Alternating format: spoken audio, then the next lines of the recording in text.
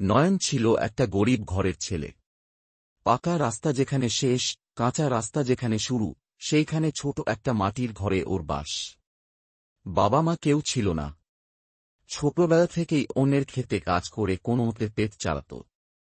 গ্রামের লোকজন তেমন পাত্তা দিত না ওকে, নেহাত দয়ায় দু চারজন ডাকত, তাও কাজের মানুষ হিসেবেই। একদিন দুপুরের রোদে পেট খালি নিয়ে কাজ শেষে ফিরছিল নয়ন। রাস্তার পাশে একটা পাকা বাড়ির ছায়ায় বসে একটু দম নিচ্ছিল।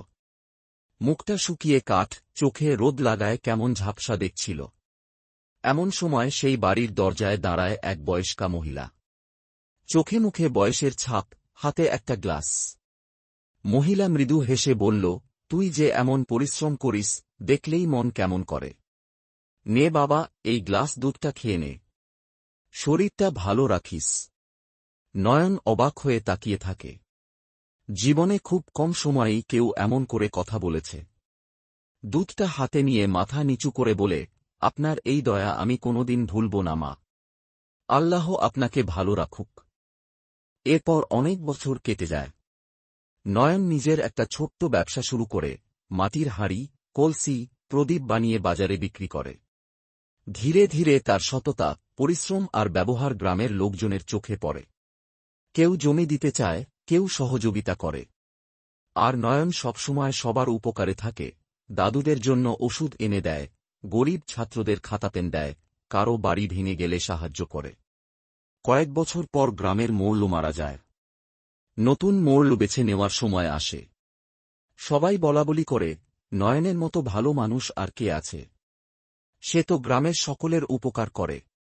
ভোটাভুটি ছাড়াই সবাই এক বাক্যে বলে, নয়ন হোক নতুন মোড়ল।